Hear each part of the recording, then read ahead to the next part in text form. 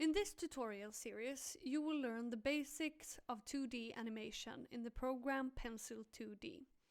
This technique is called frame-by-frame animation, and down here you find your timeline. This is where all your frames will be lined up and together make a film sequence.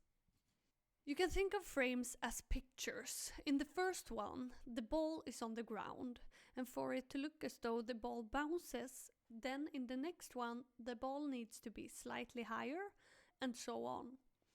The combination of these stills will make it look as though the ball is bouncing.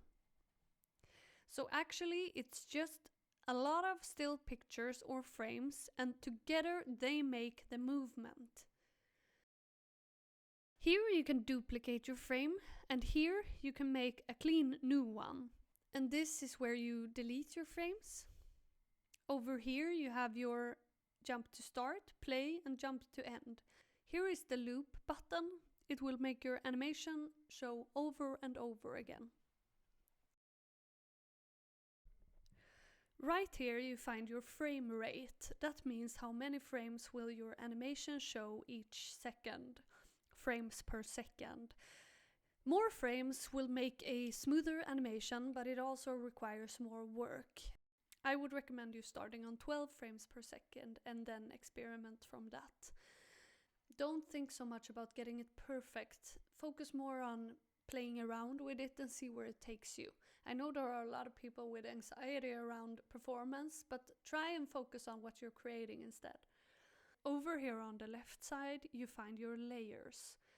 You use different layers to create different objects in your animation.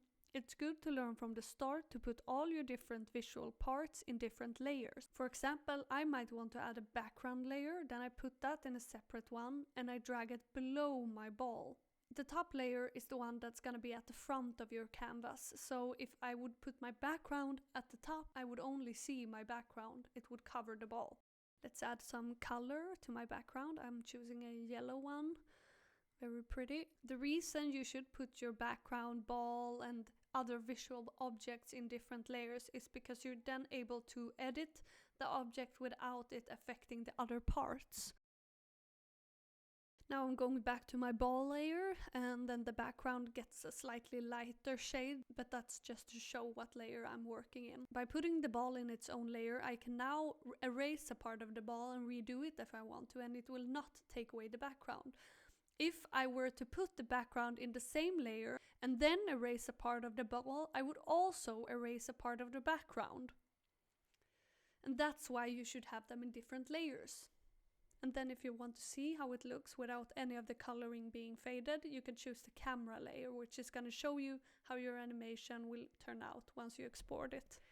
Thank you for watching. If you have an animation you want to share, please visit our account Angst Academy on Instagram and send us a DM and we will post your animation.